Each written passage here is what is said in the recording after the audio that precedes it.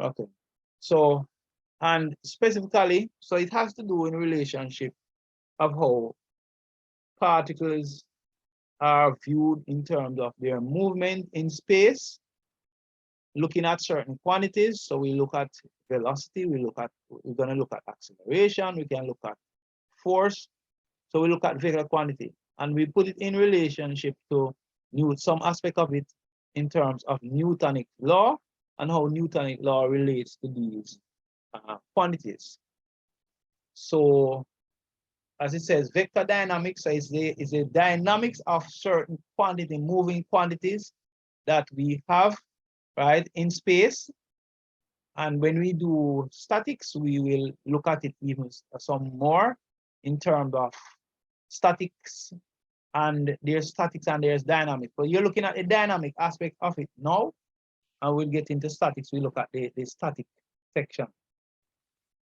So it's either something is dynamic or it is static, right? So this now we're looking at relative movement of particles in here as a respect to acceleration, velocity, right? Force, distance, displacement rather. So we're looking more at the vector quantities and what really happen with them. Now, in order to do so, the Newton's law will come into play. So we talk about force and change in momentum. So you would have been introduced to some of these quantities before. They're saying that force here is the applied force, which is directly proportional to the change in momentum over time, with respect to time, right? So you see depicted there, the change of momentum is d upon dt mv, which is one is mass times velocity, which gives you the change in momentum. Now, because of this formula, everybody know that when you have the proportionality sign, so you can have inverse proportionality, you can have direct proportionality. In order to get rid of the proportionality sign, then we put in a constant, or we call a constant of proportionality, k in this case. So it's k times the change in momentum in respect to time, and from that we are able to come up with a impulse formula, right? So you look clinically around here, where you know about the SI unit of force is defined in such a way that K, right? K is really equals to 1, providing that the rate of change of momentum is also expressed in the relevant SI unit, right? So the SI unit in this case, we're talking about kilograms per meters per second, right? So the force, as we say, K is equal to 1. So that's how we get. So what have we replaced? The proportional sign is replaced by equal sign and K, but K is 1. So F is equal to M dV. So it's the differential of the velocity upon time. So that's what we're having here. So is the change in momentum is really mass time velocity divided by the time. And when you're in high school, you normally have what? mv upon t. That's what you normally write for your change in momentum. So it's the same thing. But what you notice here is that for the velocity in respect to time, we put in the differential, consider the differential, which is dv upon dt, right? So Newton is a force which produces an acceleration of 1 meters per second when it's act on a mass of 1 kg. Now from that, so you see, because the rate and change of, dv upon dt is acceleration, and we consider that as 1, you're now able to write m is equal, force is equal mass times acceleration, because we would have changed out dv upon dt as the acceleration, right? And this is what you know, but probably never really look at it in this way before. So now we have done that briefly. And these are now definition for Newton's law. And some of these you know already, only expressed in some other ways. So you clear for you to just revise here. Everybody continues unless of the velocity. And in bracket we have an accelerated motion in a straight line unless acted on by some other external force. So if something will continue to move in the same direction unless something stop it from there, right? And some external body really stop it. So it will continue. That is what Newton's first law is really about. The second one is more now about impulse, right? Let's talk about acceleration of a body is directly proportional to the net force, right? Which the net force is really the external force and is inversely proportional to the object's mass. So that is where we say F is equal to MA, right? That's where that formula comes right from here. And the direction of acceleration, because acceleration is a what? A vector quantity. So the direction of acceleration is in direction of the net force acting on the body. Or you may state it, the rate and change of momentum of a body is directly proportional to the external force acting on the body and takes place in the direction of the force. And of course, you know the last one. Everybody know that one. Whenever one object exerts a force on a second object, the second object exerts an equal force in the opposite direction on the first. So it's opposite direction on the first force, which is really opposite, equal and opposite reaction force, right? So that one is straightforward. Now, we spoke briefly about, in the intro, oh, by the way, I think a few persons were not here when we dealt with the first slide. Hold on a second, please. Let me see if I can avert this a little bit.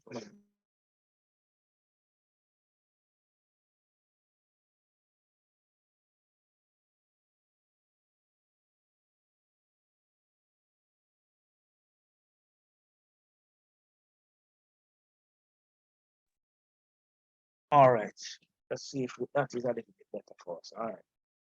So I would have looked at a first slide where we discuss unit force, right? We look at consideration of unit vector, whether or not it is a 2D frame or a 3D frame. Now, so we'll get an opportunity right here to have a little revision, and we get more into it as we go along.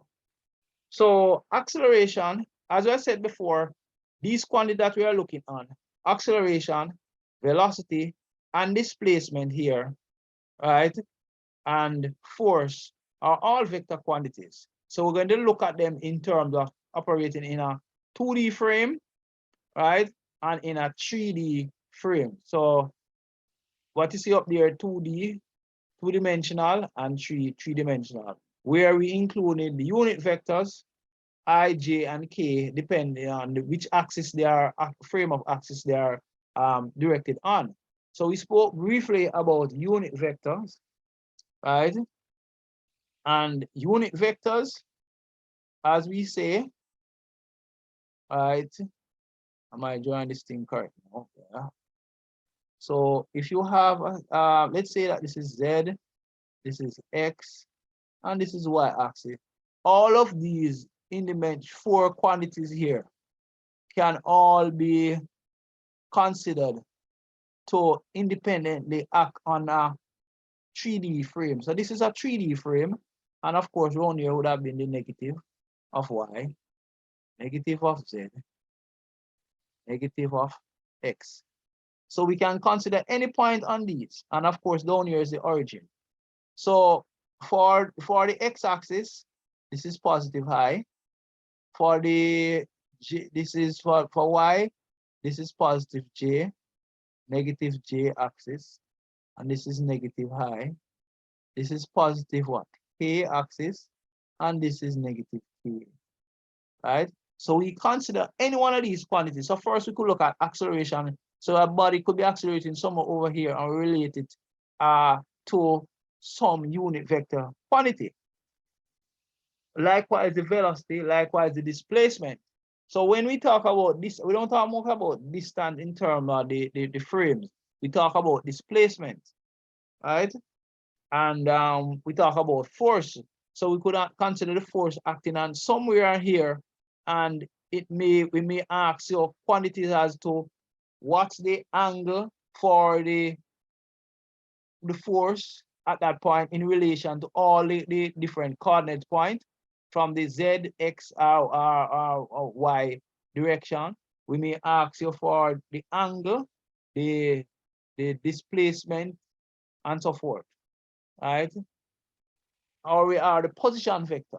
So we spoke briefly about position vector too, and this is very relevant to statics. And in this subject that you need to know what's the difference with a position vector. Position vector really maps is a coordinate which tells you where a particular quantity is and in relation to all of the axes. So whether it's the y, the x, and the z axis, it tells you clinically at that position what's the value for the coordinates at that point. So everybody remember coordinate geometry is the same thing. So when you had the 2D frame, and you had your what? X and Y, and you were to say, well, this point up here now, and you know so it mapped down here so as what? 1, and this probably up here as 2. You could say, oh, so that means it is 1, 2 at that position. So it's the same thing with relative position vector. It actually maps a coordinate in relation to some other point. It could be the origin or some other point. So we could, for example, say, what is this point here in relation to some point over here? Call this point A and this point B, and you have some point here, you could relate it to the origin, both of them. And from that, you could use their unit vector to relate them, right? And we will, obviously, we'll come across it. We did one briefly, but we're going to expand on that same problem somewhere along the line. All right, so we look at position vector. We try and come to that. All right, so that's just giving you a little debriefing, but we get into the material now. So for example, you have your fy and f of x here, right? And you may have, well, oh, God. Right, so this is a 2D frame, and this 2D frame is depicting your force, and your force has a mass times acceleration, right? And it has a y coordinate, and it has for your acceleration, and likewise for the x, right? And it is related. So this would be your origin.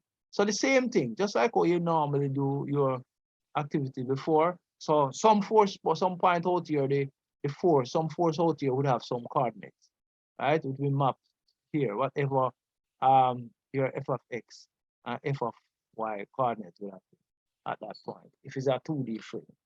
All right.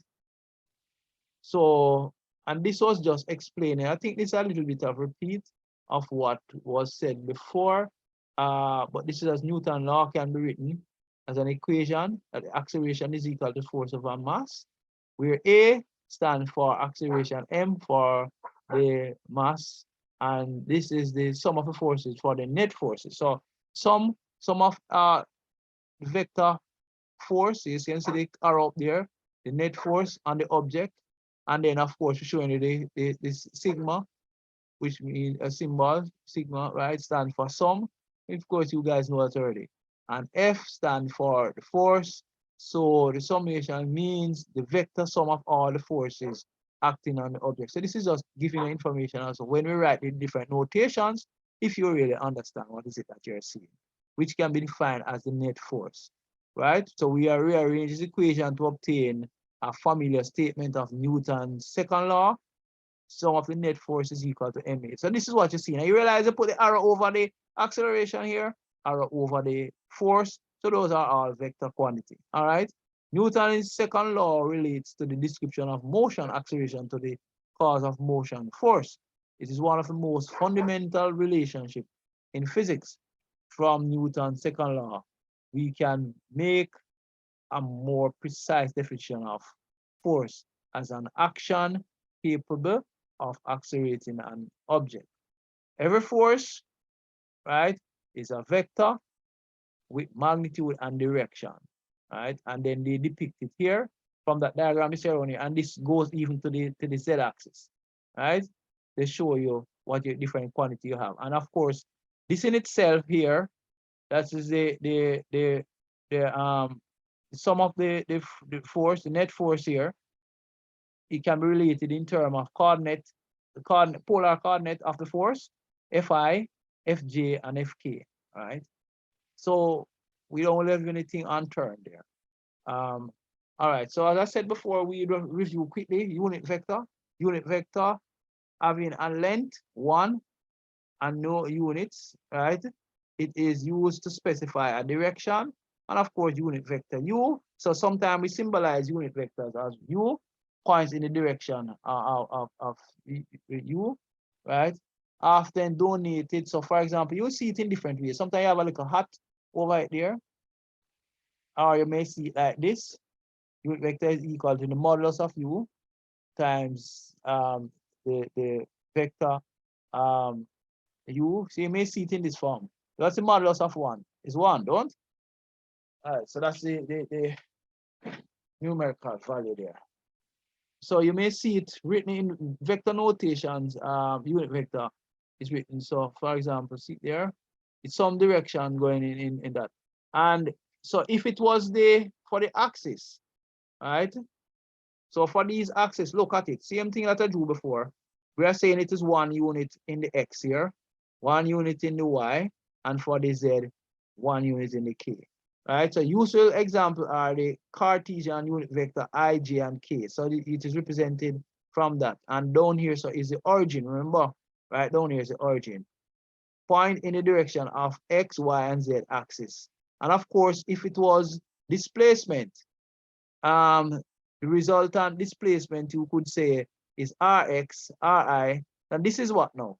So it's Cartesian format, and some of it we can also represent it in polar format, right?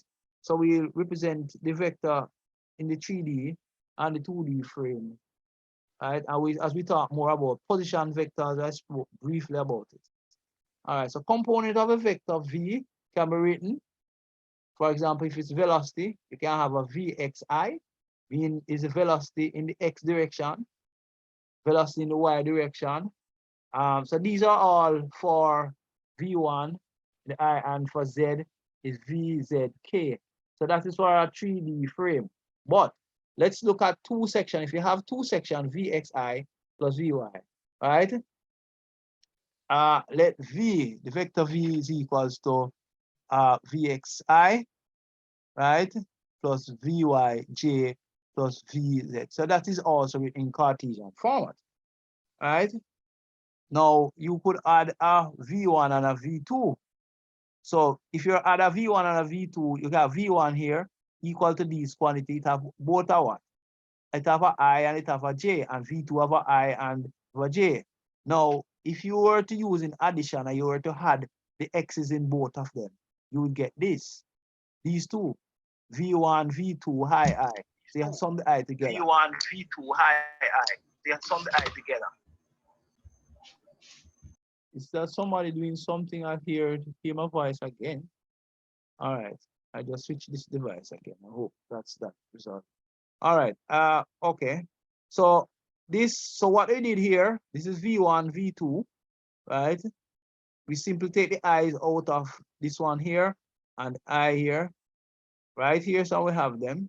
So you get a V1 and a V2, but these are I and I. What about for these now, for the Y components? So for the Y components, you have 2J. So you have the two of them here, right? And you can have it pretty much that way, right? So that's part of how you would have those components, vector components, so addition. And you'll see a little bit more of that in our problem. This is a 2D frame. So we are saying there's a unit vector in the y direction, and you could represent this and say that this is J also. And there's a unit vector 1 in terms of the x, which is I. So I is a vector magnitude 1 within the direction of OX. So it have a direction, it's a vector, so it have a magnitude, it have a direction. So the fact that it is 1 unit in the x direction, it giving you both magnitude and direction. And the same thing for the y. J is here, 1 unit going that direction. And if it had 3D, is 1 unit in the in that direction, in the OZ direction. Whether or not it's 2D or 3D, same thing applies, as I said before. So that's a little bit of repeat, eh? All right, so let's move on now. Average velocity. There's something called average velocity, which talk about displacement upon the time interval. Huh? So the average velocity is a displacement upon the change in displacement upon the change in time. So this sign here is really the mean change in time. And of course, if you were to talk about your unit vector again for x, y, and z upon time, you would simply can express your average what now? Average velocity in terms of your unit vectors. See them there? So it will be change in time upon dx, right? Same thing for y and all of those quantity. So pretty much the same here. So the average velocity is the displacement upon time, and it is depicted here that displacement is seen as delta r upon dt, right? And we symbolize it. So we break up this now. This displacement is happening in all 3 coordinates, x, y, and this is our 3D frame, right? And that pretty much show you what the average displacement can work down to be. And it's really looking in form of a unit vector here.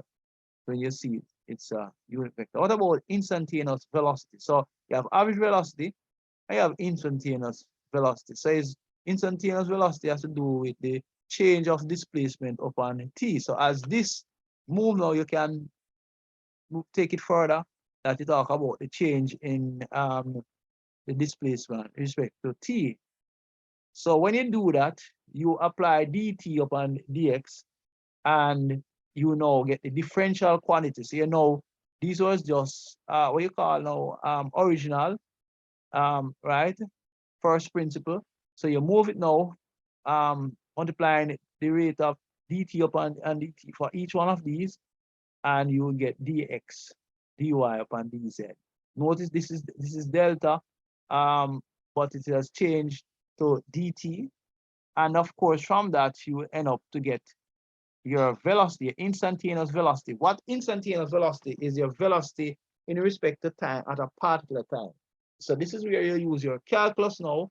We're going to be looking at different functions. So whether or not it's a displacement function, whether or not it's a velocity function, whether or not it's an acceleration function, how you move from one to the other in respect of using your calculus. Basic differentiation, basic integration to align them to give you your quantity. So you see this is in a what do you call this now? This is a Cartesian format, right? With your unit vectors here displayed. From each one of these, you will see furthermore when it comes to displacement and some of the quantity, you can even find the angle of that particular quantity, whether or not it's a high, the j quantity, or the k quantity, right? So these are first principles. So you look back at these, and this is just showing you some of the quantities that we do. So we look at average velocity. We look at how to find them in respect to the change in their quantity over time. And this is now applying calculus to it, where you put a d upon dt, right? As there's a change, applying integration to the whole thing. What about the acceleration? The same thing will go for the acceleration. So that one before was the average velocity and the instantaneous velocity. What about the acceleration? Same thing apply. So the average acceleration is same change in what? Velocity this time, not displacement, change in velocity upon time. And the same thing apply here. You notice the change in velocity in respect to all of the quantities. And the same thing, you get the Cartesian format from it. What about velocity, instantaneous velocity? Instantaneous velocity is the change using calculus now, is a change in respect to t, dv upon dt of the same velocity, right? So as velocity change in respect to time, we can apply the calculus to the same Cartesian format there, and we get dv upon dt for all of the quantity. So that is for velocity first, and this is now for acceleration, right? Okay. All right. So this is a little repeat here, but it expands the knowledge a little bit. So it talk about the instantaneous velocity, and it says is the average velocity over an infinite short time interval. So it's an intermissile short time interval, a change in the average velocity, right? And the velocity at an instant in time. So the average velocity v is equal to the change, the intermissile in final missile short time. That I'm having tongue tied with that word here now tonight. So as we say now, if the displacement, of course, is you could look at it in terms of a displacement of dx2 from delta x1, right? So the change of and respect to the time. So you may have this is a displacement x2, and there's a displacement here x1, and so it's a difference between them, and likewise the time. So you have a time when there's a displacement at dx2, and there's a 1 at that, and you subtract each one of them, right? And that will give you your average velocity, right? But the instantaneous velocity is where you apply now as the change in time goes to 0, right? So delta x also goes to 0. This means that when the ratio of the dx upon dt is to be evaluated, we consider it as a whole. As we let the dt approach 0, delta x is also approaching 0, right? And note, we do not simply set delta t going equal to 0.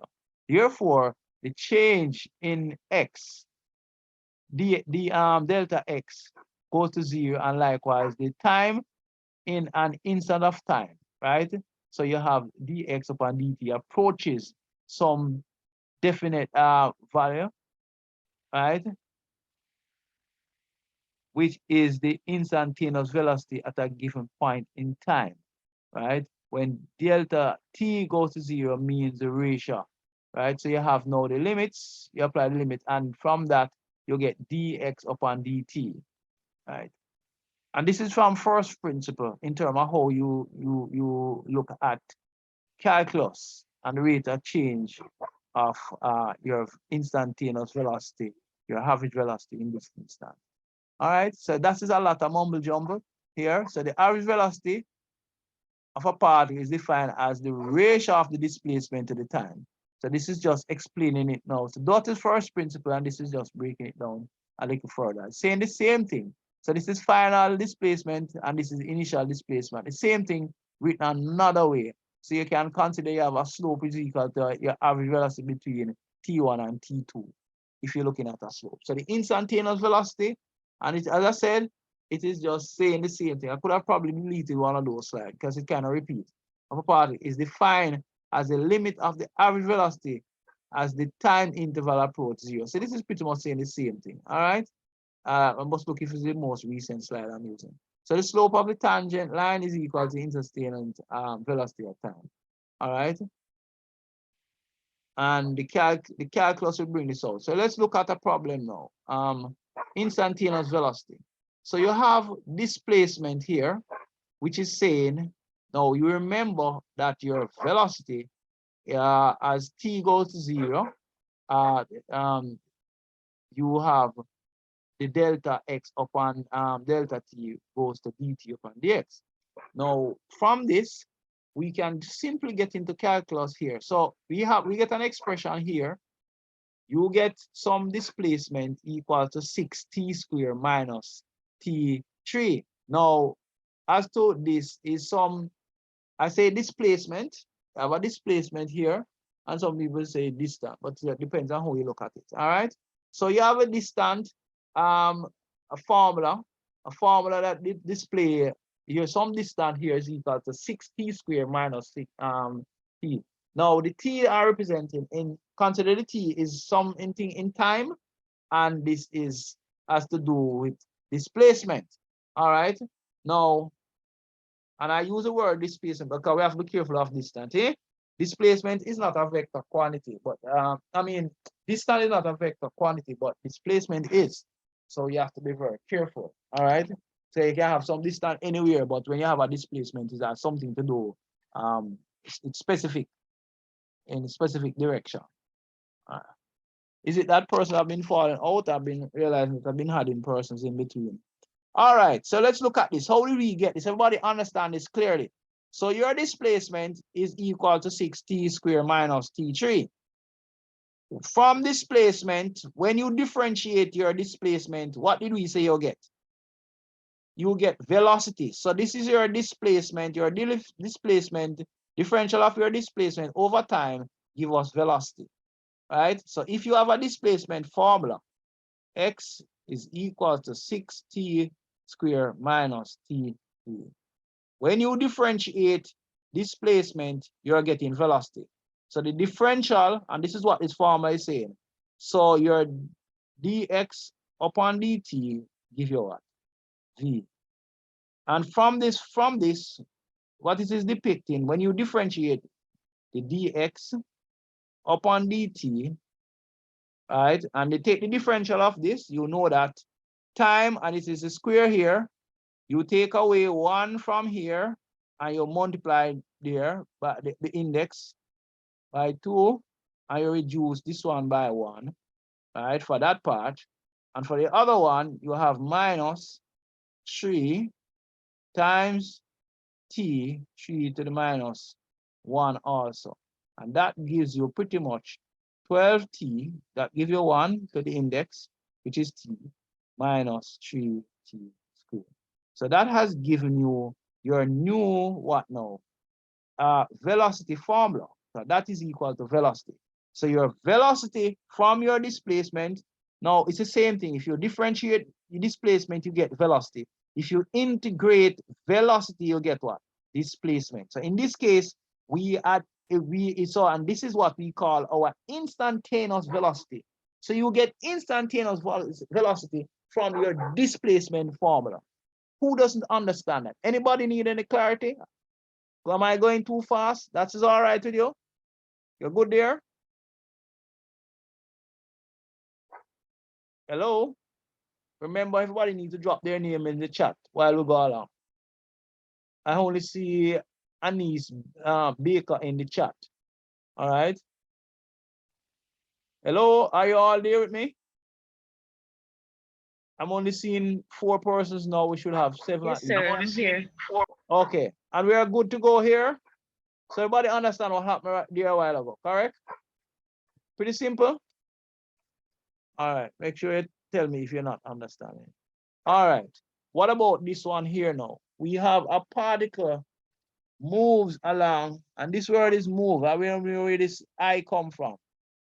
All right, so a particle moves along the x-axis according to the expression, which is what? Some displacement in respect to t is equals to minus t plus 2t squared. So your displacement in respect to your time, you get an expression here. So some particle move along the x-axis, had some form of displacement, and we get a relationship, a formula mapping that relationship. So you have to determine the displacement of the particle in the time interval. So they give us now, the first thing they ask you, the time interval when t is equal to s, to move when t is equal to 1. So it moves between 0 and 1. So what you would have done here is to say your displacement when your time is 0, right? Equal to 0 here, but x is equal to 1. When your time is 0, what happened to your formula? Your formula is 0. Your displacement is 0. But when your time is 1, you put 1 right inside here, you will get what? Minus. So this one will give you just a substitution. So you get 1 plus 2 and 1. Pardon me, 1 squared here. So 1 squared here. So you would have got a minus 4 plus 4, right? For that one. All right. Have I left off something there? Let me just check. Right. So you get minus 4 So that is for one, they give you for one, right? Let me see what happened there.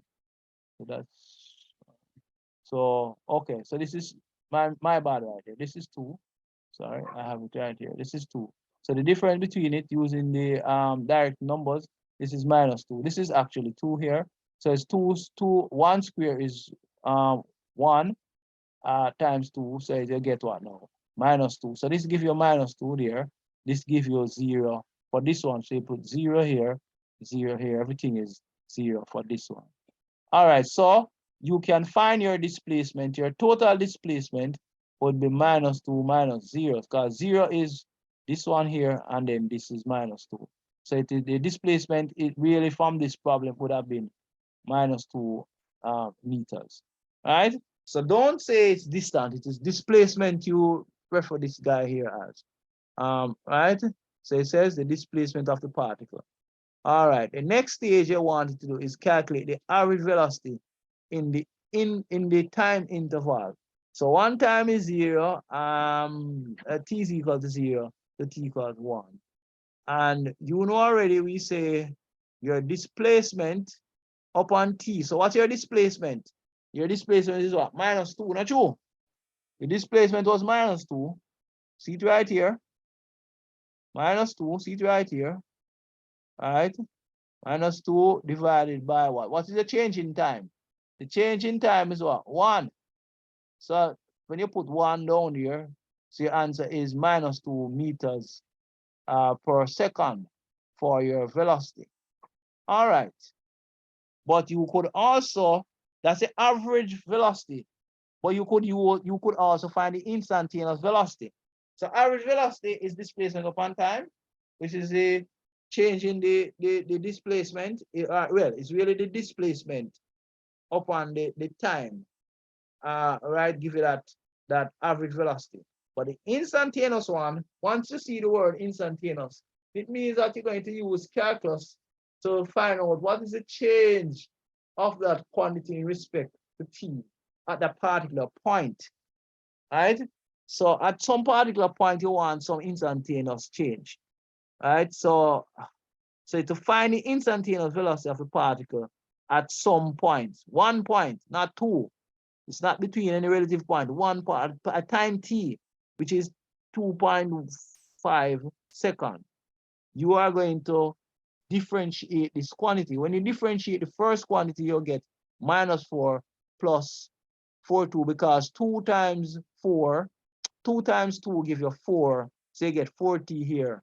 And when you reduce t here, so this is t to the 1, and when you reduce it, right? So t minus 1 here, that becomes what? It's t to the 0. T to the 0 is 1 from indices. You remember that? So it is 4. So you get 4 here. And this is 4t because you reduce this by 1. So you differentiate the formula.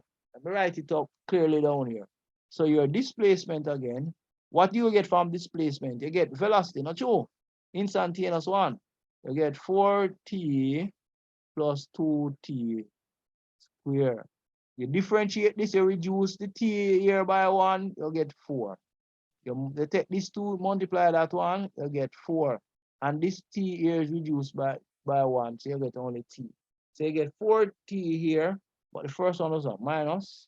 Actually, minus was the formula. So this is your instantaneous velocity formula. But to actually get the velocity at that particular time, you look for the time. At that time, this is where the time is. So you put the t in, and you will get minus 4 plus 4 times, am I using the correct formula? 2.5, right? So you will get minus 4, and you multiply this, you will get what? 10, right? And that gives you 6 meters per second at that instantaneous time. All right, friends, in the word instantaneous, it means at a point in time, right, which is at 2.5 seconds. Right? So when a part is out here in space, you can have an expression for the particle, and you can use your calculus. If you know the expression is related to the displacement, when you differentiate the displacement, you get velocity. And likewise, you will find out there's also a relationship with the acceleration when we use calculus. We'll come to that shortly. All right. Any question? Any question, guys?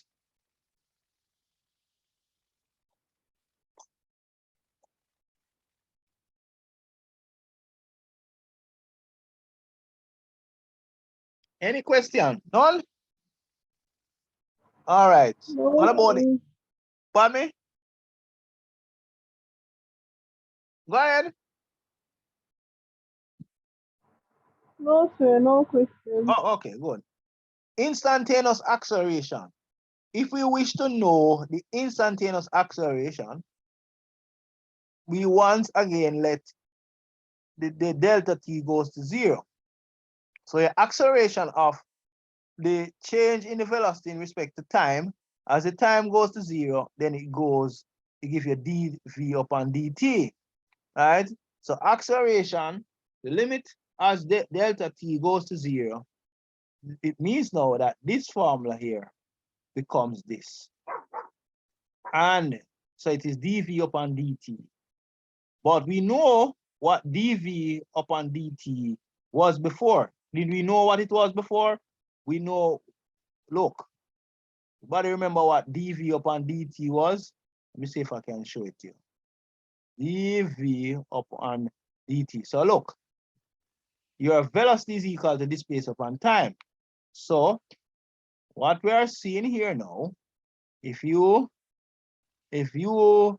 differentiate your velocity, what we are really saying is that the differential, when you differentiate the displacement twice, you get velocity, right? So remember, we have a displacement formula. You differentiate it once, you get velocity, which is dv upon dt. If you differentiate it again, we are saying that it's actually giving you acceleration. So anytime you differentiate your displacement formula twice in respect to t, right, you will get an acceleration. But you may get an expression which says velocity here, right? So no, so you get that. Now the example is giving you an expression with the velocity. When you differentiate velocity, you get acceleration. It means that when you integrate your acceleration, you get velocity. When you integrate your velocity, you get displacement, and vice versa. So if you differentiate displacement once, velocity. It differentiated twice, acceleration. If you have acceleration and you integrate it once, you get velocity. You integrate the velocity, you get displacement. Right? So it's pretty straightforward. It's just a matter of applying yourself.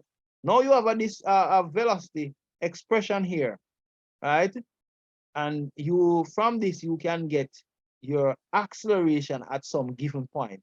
Now differentiating this formula here, it's you put the dv upon dt, right? And when you differentiate this first quantity here, you reduce this one here by 1, so you'll get 12. You reduce this by 2, you'll get 16. So that's what the calculus is giving you here. If they had given you an instant at a point in time, then you can find the acceleration at that point in time. All right, pretty straightforward. Acceleration, often the velocity is not constant. Rather, it changes with time. Rate and change of velocity is known as acceleration, and it's depicted there. Right, and they say it can have the positive, negative, or 0. This is the average acceleration. The acceleration is a vector. Right, the unit of acceleration is this. Now, this one here, maybe it's a little repeat here, but this was not absolutely necessary expression. But just like before, we had change in velocity. You have final velocity minus initial velocity. which is give you the change in the velocity. So it's a change in the velocity is the difference between the final and the initial. And the same thing for the time. That gives you the average. Don't know if we had explained this before, didn't we? No, we didn't. I'm just checking it. We did for velocity and we did it for the displacement. So okay, it's correct. So it's actually explained. I think this one should have been before this one. You know, I think a slide. This slide, I think it should be before. All right. And then we'll have done that the answer afterwards. So the average acceleration is a vector. So this is just explaining something that should have really been in notes. I think this one came, this here is a shift. That note should have been before this one. All right. So that's just like how I explained everything for the first, same thing here. All right, let's look at instantaneous and uniform acceleration. All right, let's say if a jet engine moves an experimental, move along an experimental track, something is written there in, I think there's a typo there. Consider the engine as a particle with a displacement of x equal to at squared plus b, given that a is 2.10 and b is 2.8. So you get some quantities here and you get the constant. There are constants, the a and the b. Let's say find the displacement of engine during when t is between when t1 is 3 seconds and t2 is 5 seconds. You're also to determine the average velocity during the set interval and determine the magnitude of the instantaneous velocity. All right, so pretty straightforward, and this thing pretty much explains it. You should find this problem in your text.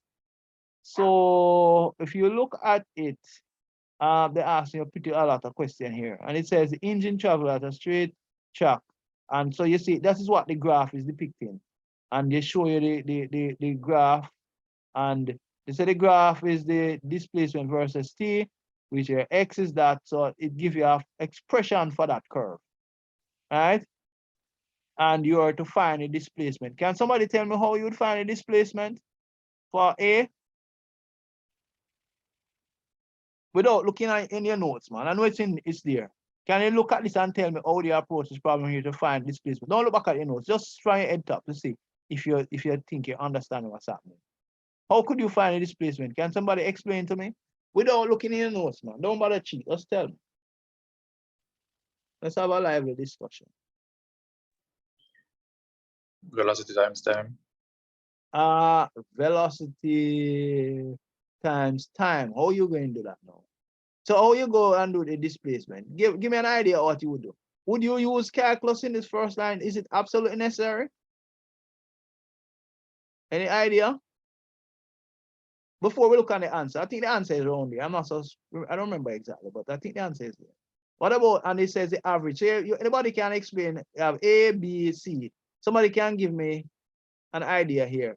Finish explaining to me now how you approach your first one. Well, I know the formula for velocity is displacement. Displacement times time. So this is what is summary. I don't know if I use a terminal, you have to be careful with the summary thing. Can you get displacement? So what we said a while ago, when you have displacement, you can get velocity, don't? And when you have velocity, you can get what? Acceleration. So we know that. But in this case, you must ask you for displacement. And you notice what they have done? They actually give you the formula. And if you were to rewrite the formula is really something like x is equals to 2.1 t squared plus 2.8. And so that is the formula I'm give you. This is t squared. This is 2.1 t squared. That's what they give you now. That's a formula. And they say give you the displacement, and they ask you between 2 times here. So suppose first you said, well, when t1 is equals to 3, and when t1 t2 is equals to 5, what is x? So you let us jump and put 2.1 times 3 squared plus 2.8. Can it be done that way? And then you do likewise here. Can somebody give me an answer for that? And 2.1 As I said, the problem, I think it explained, I probably should just go around. So, and then you just put 2.8. Now you know that what? And you know you want displacement. Huh? So how without using calculus? I mean, you didn't have to get into any calculus per se. Because the displacement they want, man. Over that time period. So all you do, what you do, you would subtract.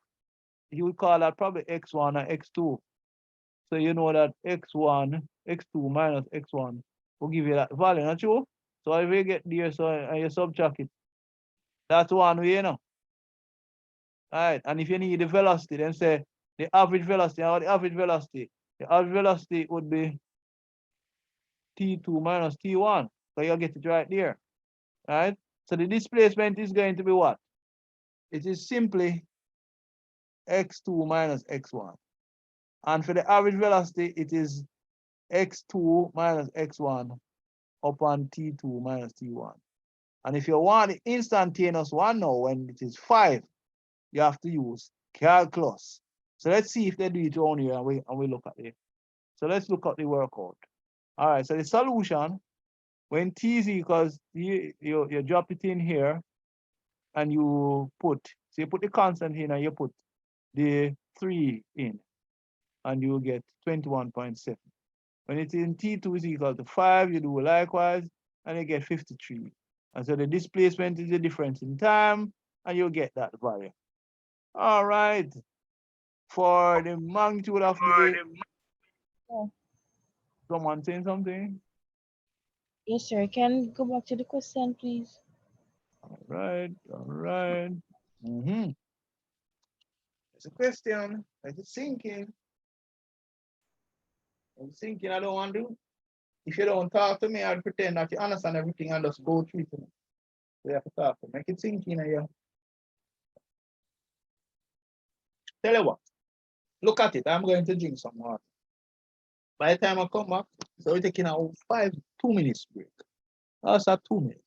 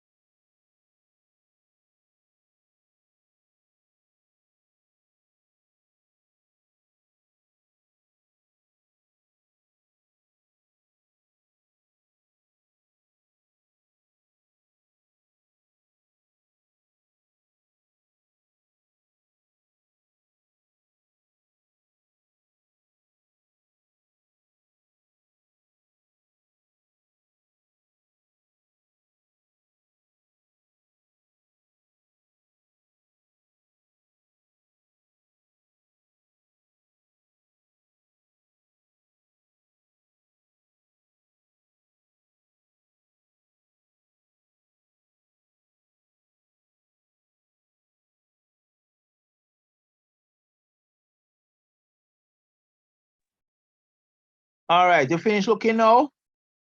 Can I go around now? Okay. Yes. All right. So all you did was to say when t equals to p1 is 3, right? The position at point 1 is, all right, so right here, when t is 3, you just drop it in your formula.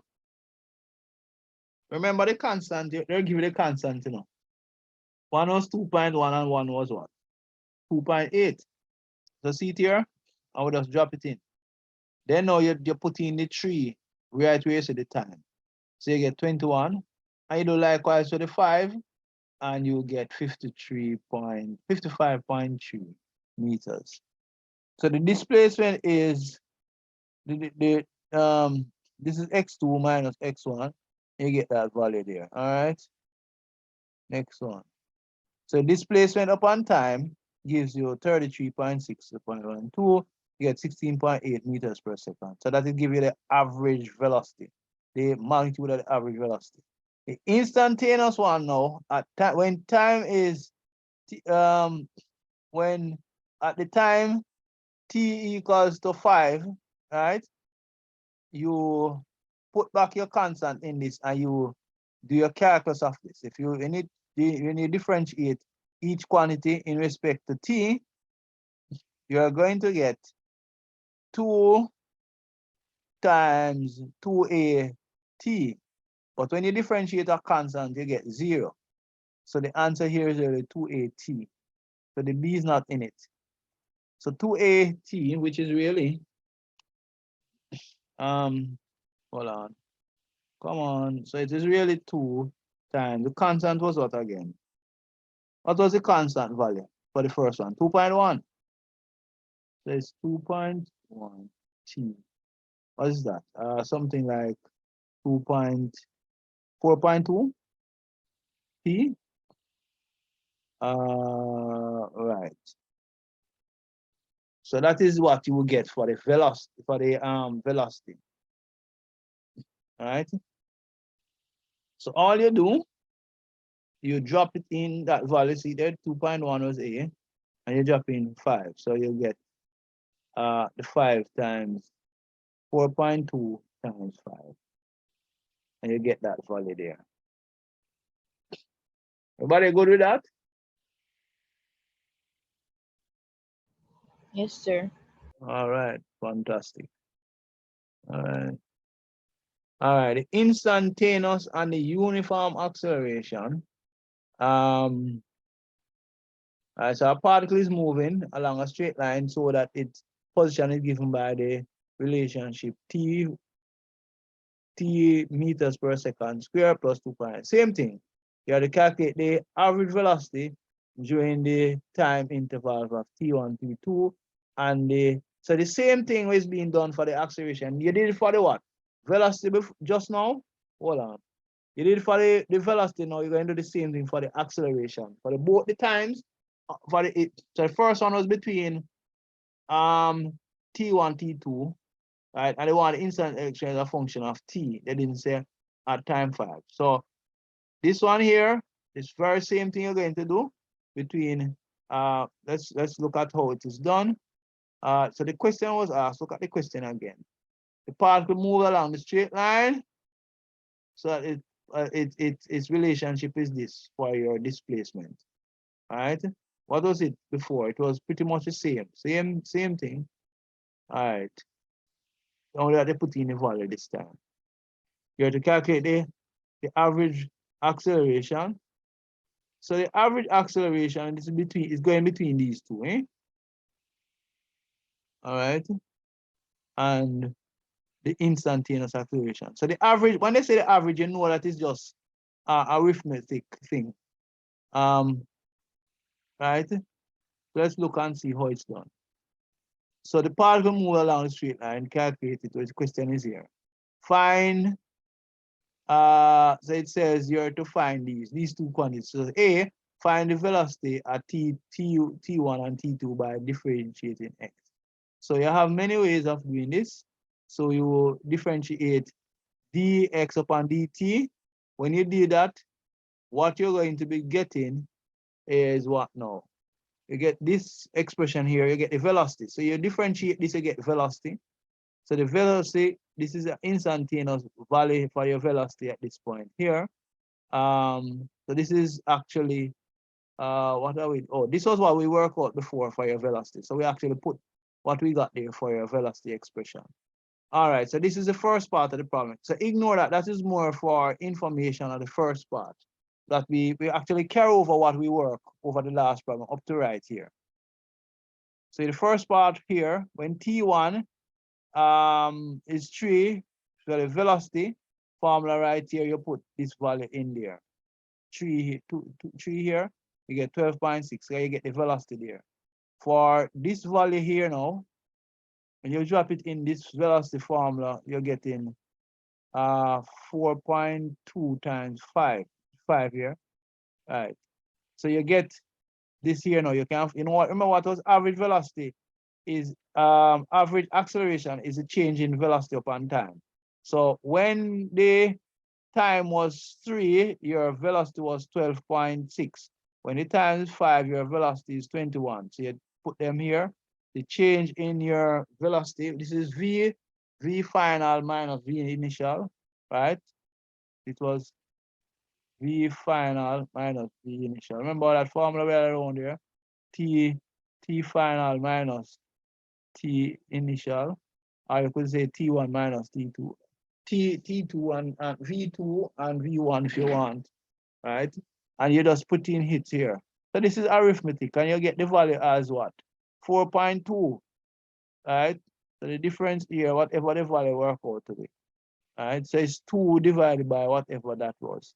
What, 8.4, something like that, and then you divide and you get half of that. All right. For the calculus section now, when you differentiate displacement 2 times, meaning that when you differentiate the velocity, you get acceleration. So you need to differentiate this now to get your answer. So you differentiate your velocity, which is what? 4.2 t. You differentiate that, what is the answer? See the velocity there? 4.2. Because this law is what you would have displaced for second part here. So, right? So you're given that your velocity is equals to 4.2 t, you differentiate your velocity, right? Right here. You differentiate the velocity, right? So it's d upon dt of 4.2 t, which gives you, see here? Okay, I have it written up there. 4.2, so you get this value there. And then to realize you have it written there. Right? So you differentiate the velocity here in respect to time, and you just get 4.2. That's all you get a constant. And that is this is meters per second square. This is supposed to be square here, guys. I think this is supposed to be square. It's a differentiate velocity give acceleration. Acceleration in meters per second square. All right, just like how you have this one up here. All right. Now, if you notice, the average acceleration in this case is equals to the same. When you differentiate your instantaneous acceleration and the average, we are getting the same value in this instant. All right. Any question? Any question, guys? Good to go?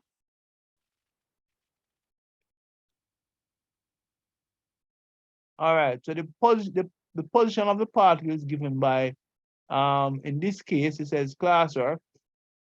Position of the particle is given by this. Oh, the solution is there too.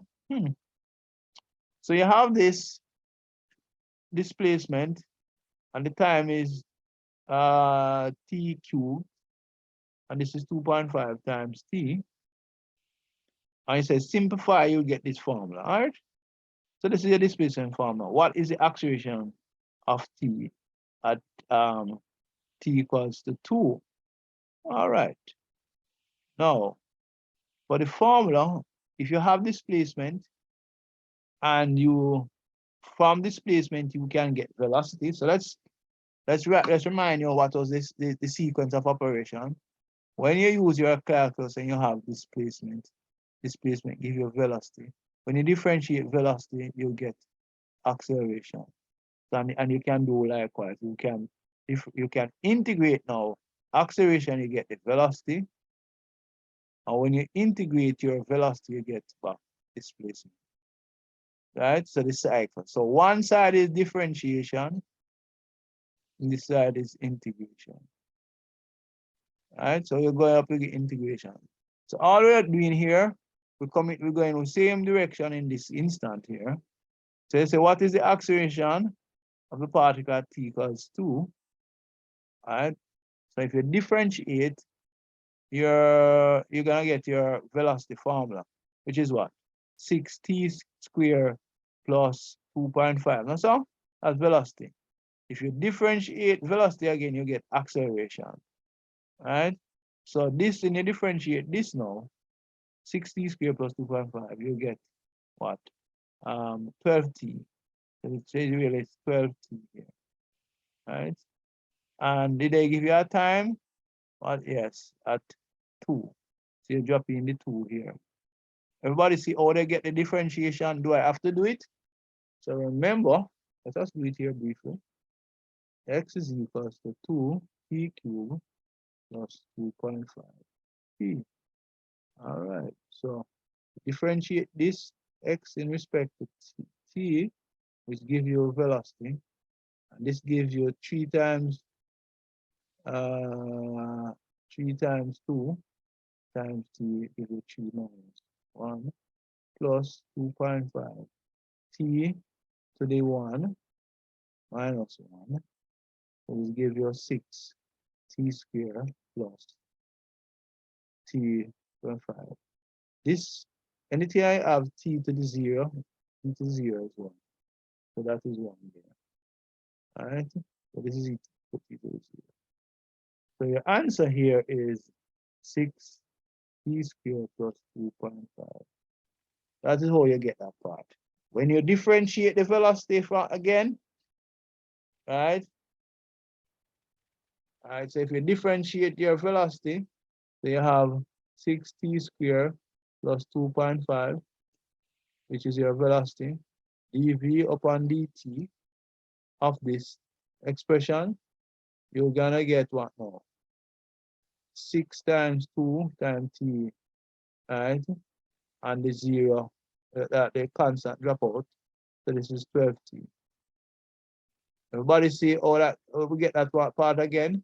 Because it was t squared, and this is a result of saying t squared minus 1. So you got that. Any more clarity? Any question? Straightforward, right? Oh, I'm happy that you understand. All right, beautiful. And therefore we have a baby problem. Did you work it out? Let me check if the answer is here. Yeah, answer is here. I put everything on the slide. All right, so the particle move along the x-axis. Its position a function of t. You have the displacement where t is in second, x is in minutes. What is the acceleration of the function? Now recall that the velocity is d upon dt, and when you an acceleration is equal to dv upon dt and also dtx squared upon dt squared. Right? And you are to solve. All right, so you differentiate that. Any question there? Any question? Right?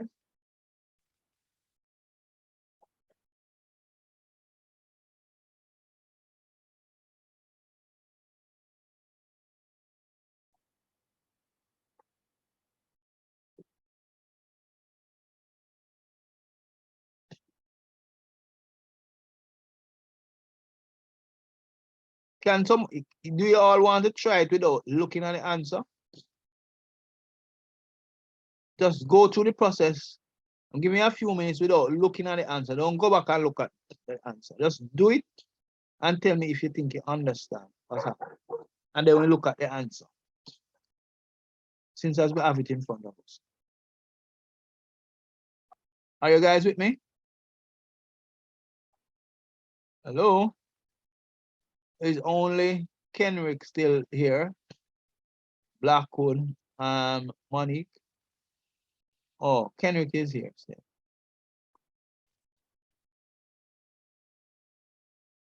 I'm in the chat. Let me see. Everybody name is here. Question. Only 3 persons have been to the class. What about the other young lady who was there before?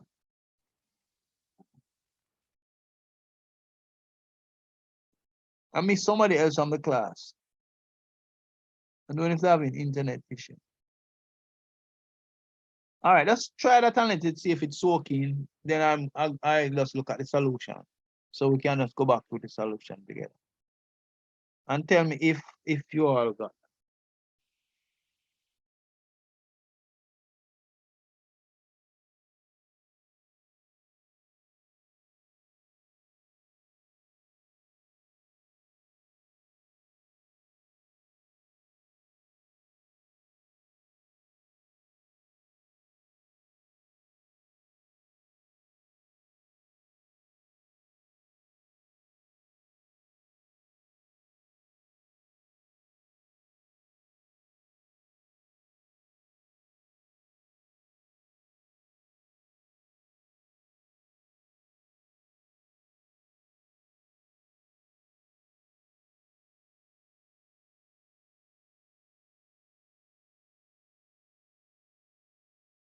All right, so let's look at the solution. So the solution is you differentiate. What was the problem again? 6.18. All right, and you have 8.5 t squared.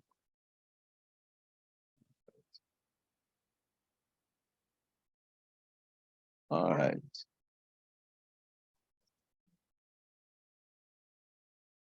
So one is 6.8 t and 8.5 t squared.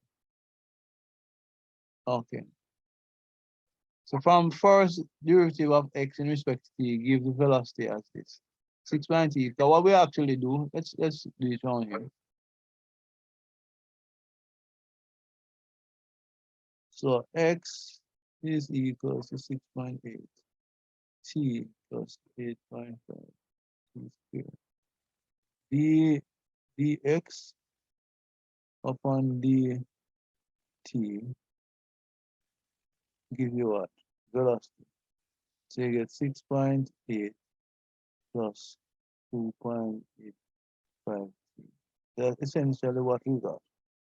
All right, let me see if something is wrong here. Looks like something was written wrong. Something was written wrong around there. Something is, there's an error. This shouldn't be here. This is right here. All right. All right. That should be right. Right. There's an error, small error.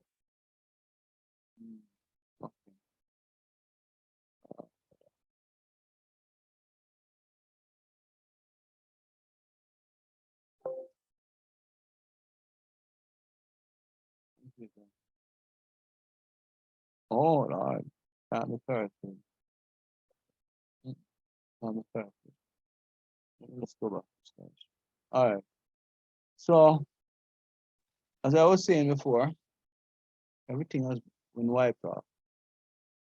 So x, the displacement is 6.8 t plus 8.5 t squared. So dx upon dt, which is equal to 6.8 plus 2 times 8.5 t. All right. Now that you have the displacement, right, which is really you have the dx upon dt, which is really the velocity. A better way to write it, I write it neat up here. V is equal to 6.8 times plus 17t. Differentiate your velocity now. You're gonna get what? Acceleration. That is really differentiate 6.8, you're gonna get 0. Differentiate this and you get 17. 17 meters per second. All right, so that's essentially what you get here.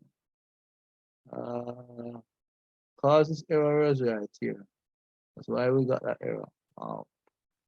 It just occurred to me that that error is in the slide. So there's an error there. Sometimes when you're looking at things first, you know, so the error, you know, it's written wrong. And because so this shouldn't be there. So there you note that there's a correction need to be made in the slide. So having that done, this will not be there. This is wrong. This is the that alone is yeah.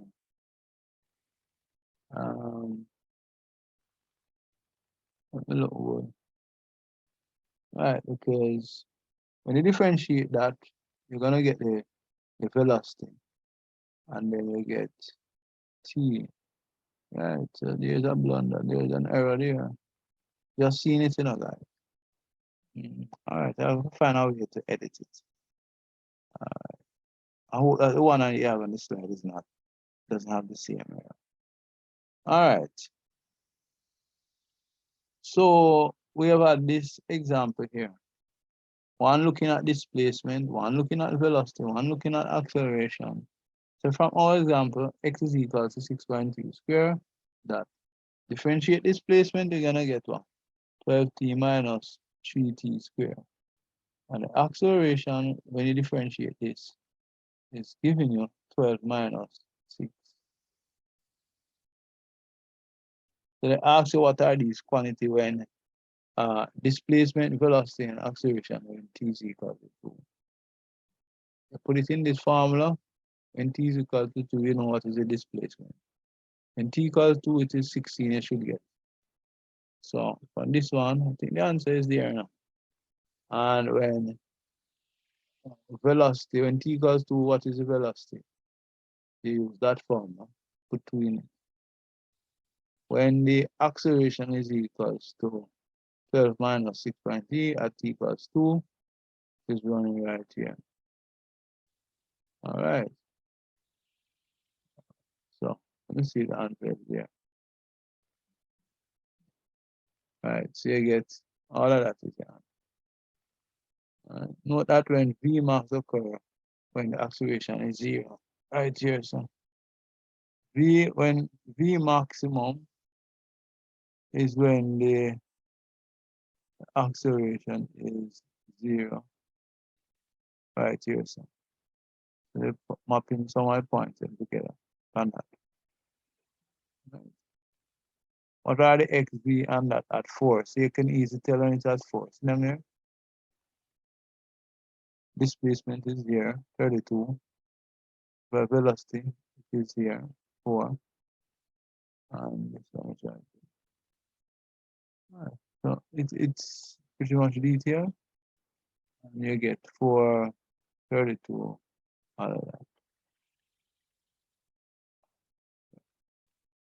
And you get minus 6. Actually.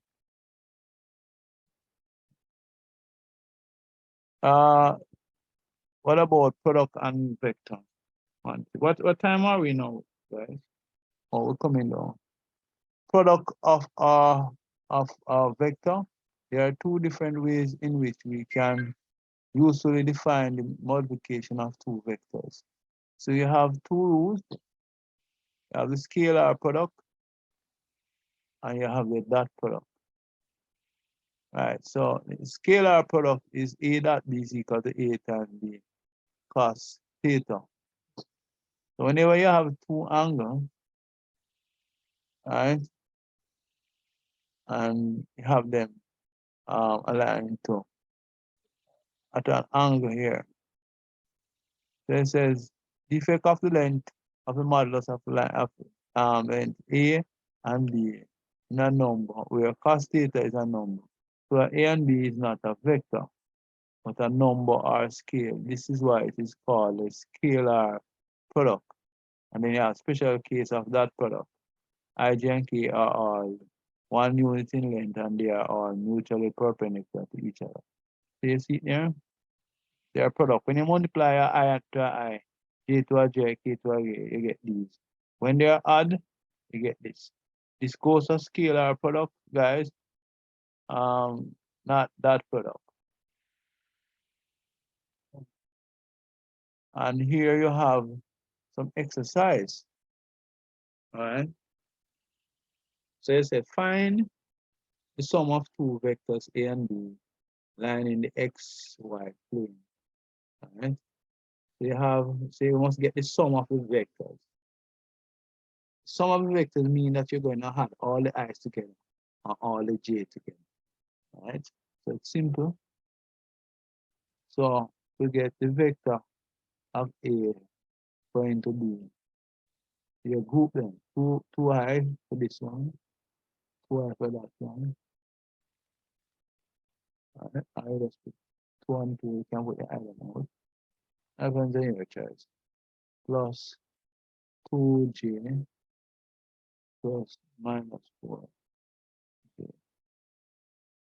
All right. So this is equals to 4i plus minus 2j. All right. So you get that product right there. It says a particle undergoes 3 consecutive displacements. That one, this one, and this. You must find the component of the resultant displacement and this magnitude. So you have all the displacement. All right. Okay. What you have to do here, you add it. Same thing, you group them together. So your D1 for your I have D1, D2. So all we do here is to add the respective ones together. So for the I, you get the 15I plus the 23I minus 13, and that gives you what, 25. Right? And then for D, and that is for the I's. The DJ sum, right, is equals to what? 30 minus 14 plus 15. I got that. And you some amount of working them out again, you get what here? 45 minus 15, right? That's a 31. That gives you 31. And the summation of the K. Do I lost everything? Oh Lord, I have lost everything. Right. Wow, I lost everything on my workout. So you add all the I's, all the J to give this quantity. And because D1, D2, maybe we shouldn't have. Because it's actually a little bit different.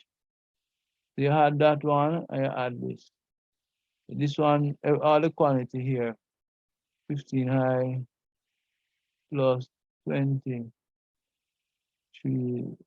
J minus 13 I. You add them, I mean, why am I adding J and I? So all you do, you add them up together. This is supposed to be I. Add up all the I together. You sum all the J together. The J would have been what now? 30 minus 14 plus 15. Alright, so 31 is the answer for that. And you sum all the K's together. You get what now? Minus 12K minus 5K. You add those together and you get what? 17, see there, 17 here. Right. So you get the modulus value here. 36 points. What's happening to my pointer now? All of a sudden it got better. Alright, so that's all you get. And then now you ask you for the resultant displacement and its magnitude. So you use the Pythagorus on it, and then you take the root of it, and that you get your perfect displacement. All right. Any question so far? Anything? Nothing? All good to go.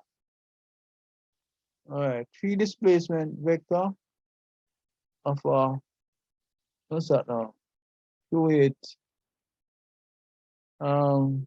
ball are shown in the figure. Where A is what, 20 units, B is 40, C is 30. Find the magnitude and the direction of the resultant displacement.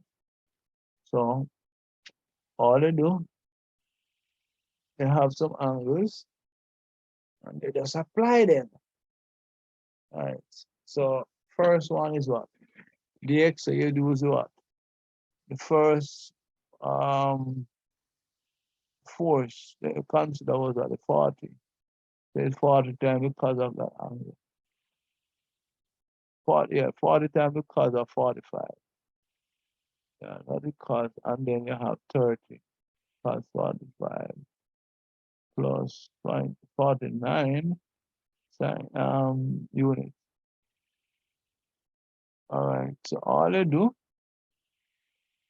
is add up both x, y value, and you square them for each one of them.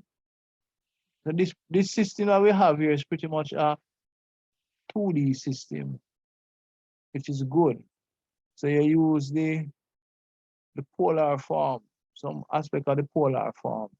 So the dx, everything there is to the both for the I.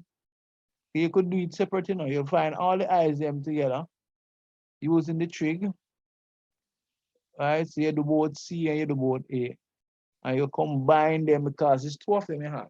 So for the 45 angle, you have two I quantity. For the same one, you have 45, you have a J quantity, and the likewise. So you just group them together, right? And work them out. Now dx and dy, right? You simply use Python and the two values, and also you can use the same values, the dx and dy, to get the angle, or some people say the resultant angle of some displacement. All right. This is very important because you use this again in your statics. All right. So you have some polar component here. So you have to what? Find the magnitude and direction of the resultant force. So always remember, for resultant force is if it's two quantities, it is simpler. It's just the dy upon the dx. Depends on, of course, orientation. So the dy upon dx give you that angle that is there. All right. So it's a matter of applying them. That's what these are depicting. So you could all, instead of writing them out in trig form, you can just work out in your trigonometric formula. They are pretty much straightforward. So if this is 15 here, you know this angle of attack in terms of the angle to the horizontal, and vice versa. So for our cos angle, whatever is inclined to the horizontal is a positive. Depends how you look at it, of course. And then sine is opposite. So that's pretty much straightforward. I don't think there's anything I need to explain there. You have any question for that section, please? Any question there, guys? You know, I think you guys are sleeping. Abigail, are you sleeping? Kenrick, are you there with me? Kenrick? Kenrick? Sure, I'm here. Make sure, you know, I'm not sleeping on me, you know. I want you to ask a question late night to figure that you're not sleeping on me. All right. Any question right here? Any question here? This is showing you how to sum vectors. So No, it's three sir. vectors. You know that for the 10 when it's virtual, there is no angle there. So you know it's the 10 straight for the when it's in the y. For the other two, for the 10, no, it have a component of the 15. It have a component of the 2, 8. So the 80 newtons is angle is 240. All right, 15, and you just apply Pythagoras theorem and you get the resultant of the three, a 3 or 4. It's actually 4 forces. Let me see. As the last one, the acid. Yeah, you get application for the forces. All right. There we go.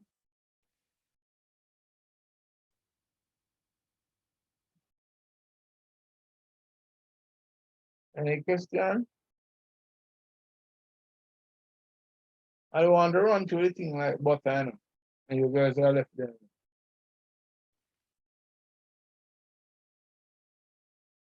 So I want you to set up a system and be able to communicate with me if you still have an issue with the problem. Michael, what was right? Let me see. This is what was next in the slide. All right, so this part is a summary. Okay. That part is a summary, right? What we show you here, and you differentiate the dv upon dt is the acceleration. And we show the integral of it in terms of when you're doing the integration. This in respect to some displacement. You can actually break up the formula, right? So this is absolute acceleration. This is all you set it for some expression. And likewise, velocity may be shown as v equals dv. Right? But you have to be using these initial quantities to justify it. dv upon dt equals av as a velocity. All right, and you have a nice calculation. And I'm not gonna do any more tonight. I'll leave these two when you're fresh. Probably just wrap up these last one after a few questions so we can wrap up most of this topic. This topic sort of overlap with some others, and I will briefly tap in on it. I think there's one question that I haven't worked.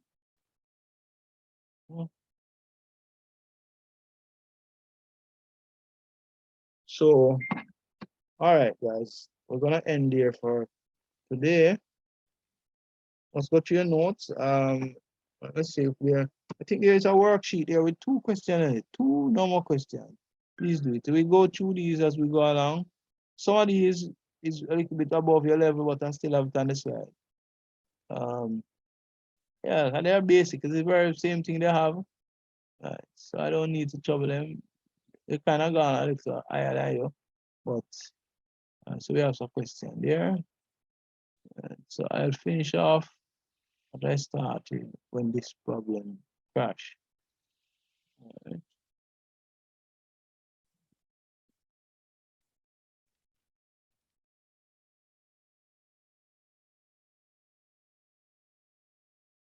All right, guys. So that's it for this evening.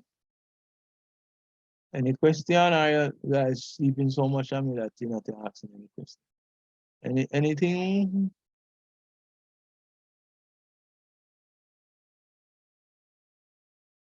Abigail? Montague? So I don't have any question. Okay. All right. So that is it for this evening. Please review. You have 2 questions. You can start. I'll finish the slide on our next class. Right. All right.